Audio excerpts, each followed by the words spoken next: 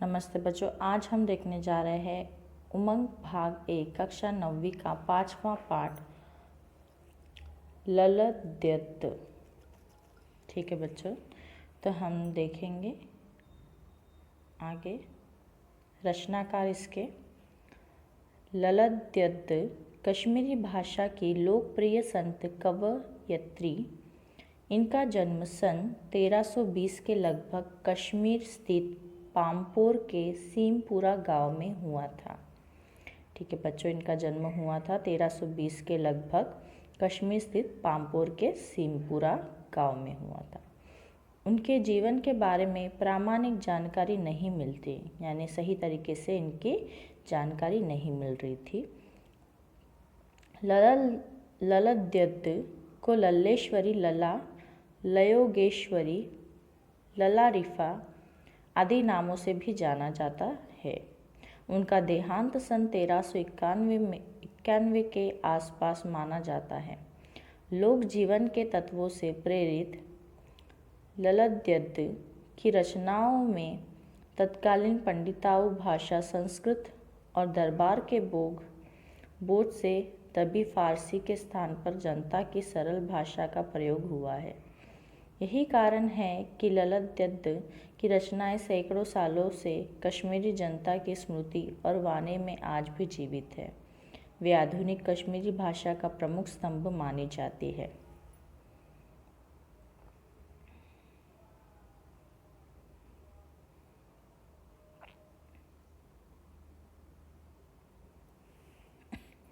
विद्यार्थियों को भक्ति काल की व्यापक जनचेतना और उसके अखिल भारतीय स्वरूप से परिचित कराने के उद्देश्य से यहाँ ललद्यत के 4 वाक्यों का हिंदी अनुवाद प्रस्तुत किया जा रहा है। पहले वाक्य में ललद्यत ने ईश्वर प्राप्ति के लिए किए जाने वाले अपने प्रयासों की व्यर्थता की चर्चा की है। दूसरे में बाह्याडंबरों का विरोध करते हुए यह कहा गया है कि अंतःकरण में समभावी होने पर ही मनुष्य की चेतना व्यापक हो सकती है।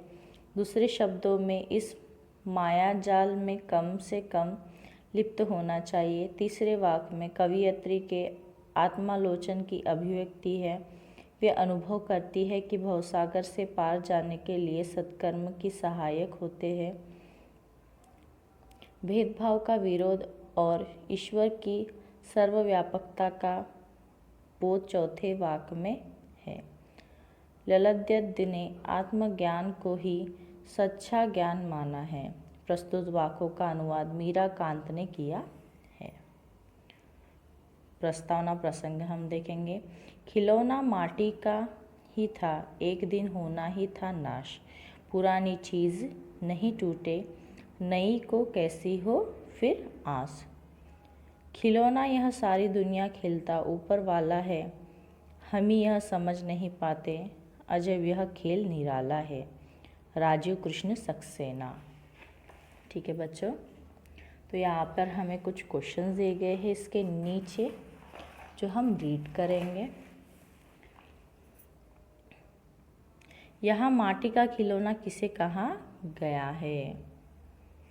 यहाँ पर कहा गया है सारी दुनिया को माटी का खिलौना कहा गया है ना।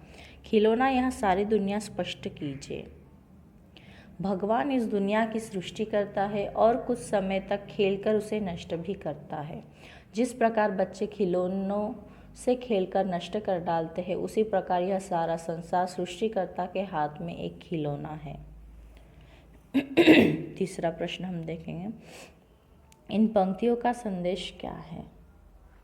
इससे हमें यह संदेश मिलता है कि मिट्टी का खिलौना बहुत नाजुक होता है, कभी न कभी वह टूट जाता है।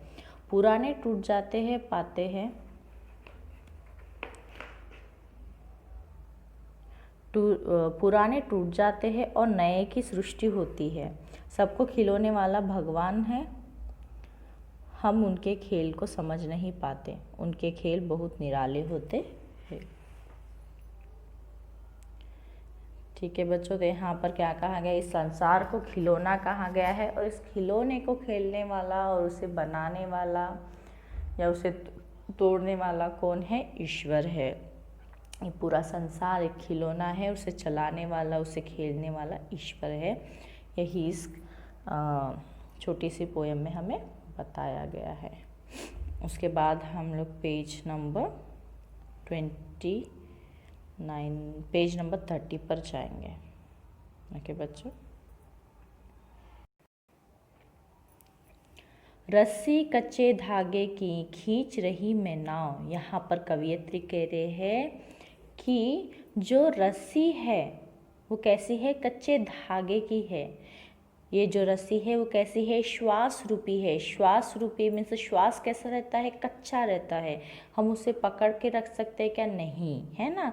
तो उस तरीके से जो रस्सी है मैं वो खींच रही हूँ, ठीक है, खींच रही मैं नाव। उस रस्सी से मैं अपनी नाव खींच रही हूँ, जो मैं भव सागर में हूँ।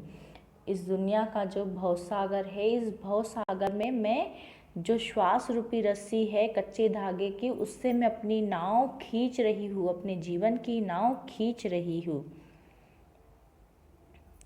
जाने कब सुन मेरी पुकार, करे देव भव सागर पार। पता नहीं ईश्वर मेरी पुकार कब सुनेगा। यहाँ पर कवयित्री कह रही है जो भव सागर है उसमें मैं कच्चे धागे से, जो श्वास रूपी कच्चा धागा है, उससे अपनी नाव खींचे जा रही हूँ कि मैं कब ये भव सागर पार करूँगी, है ना।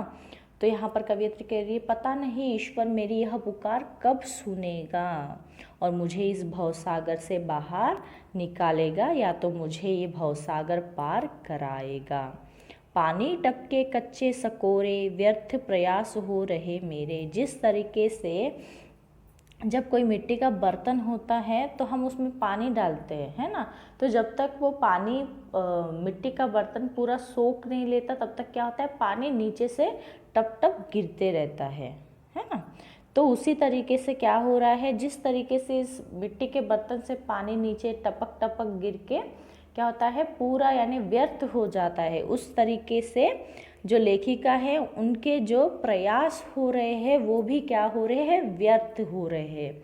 वैसे ही वो ईश्वर को पाने के लिए जो प्रयास कर रही है वो भी उस मिट्टी के बर्तन में जो पानी है टप टप गिर रहा है और व्यर्थ हो रहा है। उसी तरीके से उनके जो प्रयास है ईश्वर को पाने के वो भी व्यर्थ हो रहे हैं। जी में उठती रह रह हुक, घर जाने की चाह घेरे। उनके मन में क्या है, जो इच्छा हो रही है, उनको रह रह कर इच्छा हो रही है ना। उनके मन में यानी बार बार तीव्र इच्छा प्रबल हो रही है, या तो पैदा हो रही है कि वो ईश्वर को पाए, है ना। जल्दी से ईश्वर आए और उन्हें इस यानी सागर से, भव सागर से उन्हें बाहर निकाले।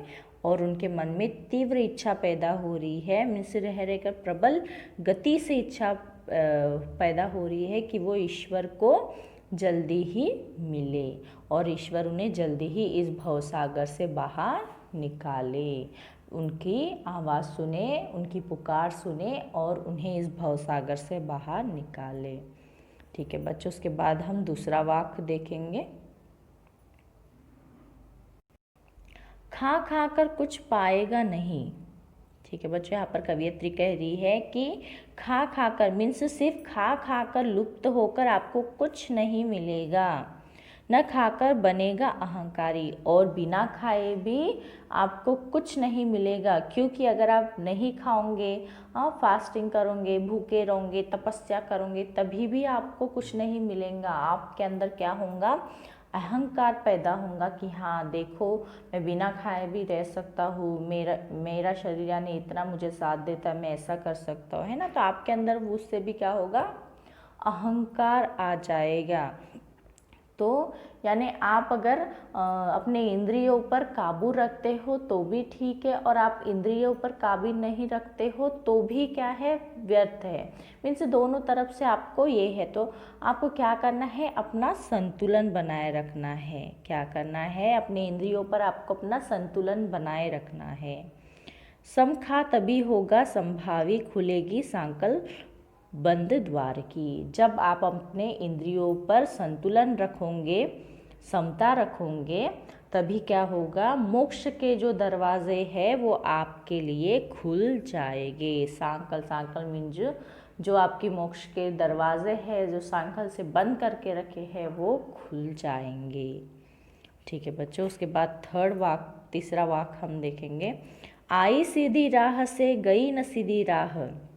यहाँ पर कवियत्री कह रही है कि मैं जब पैदा हुई तब तो मैं एकदम सीधी थी, है ना, मेरा मन एकदम साफ था, मेरे मन में कोई भी गलत भावना नहीं थी।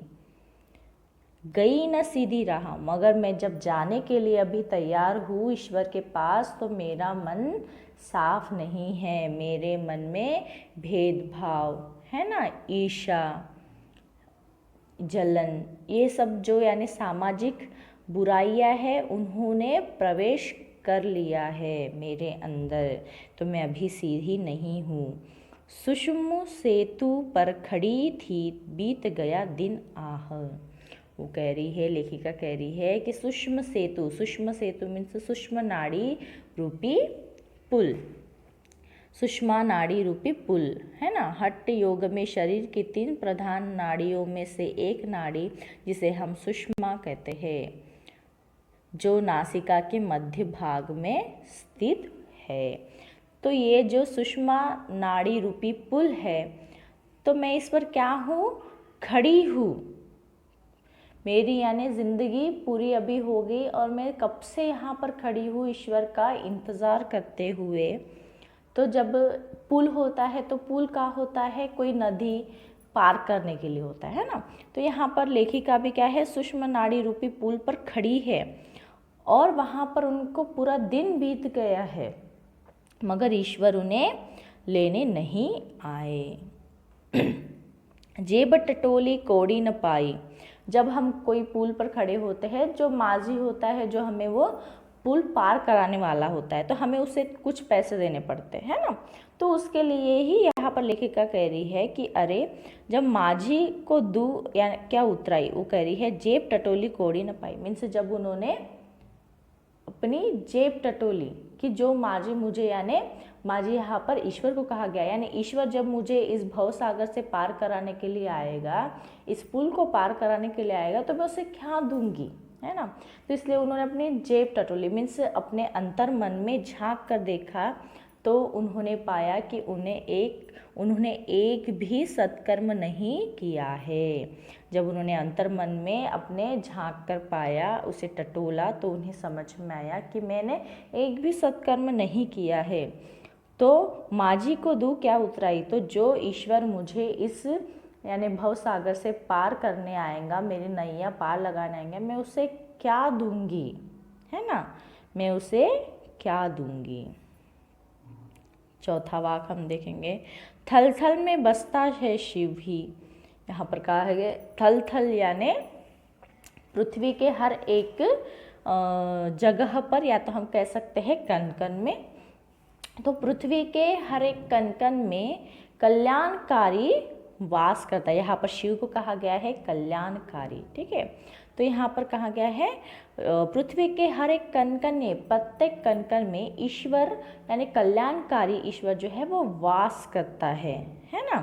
भेद न कर क्या हिंदू मुसलमान, तब इसलिए आप क्या मत करो, हिंदू और मुसलमान भेद मत करो। हमें हिंदू और मुसलमान का भेद नहीं करना चाहिए। क्यों? क्योंकि ईश्वर यानी क्या है, शिव यानी क्या है, कल्याणकारी यानी क्या है, अपने दुनिया में हर एक कण कण में बैठा है ना।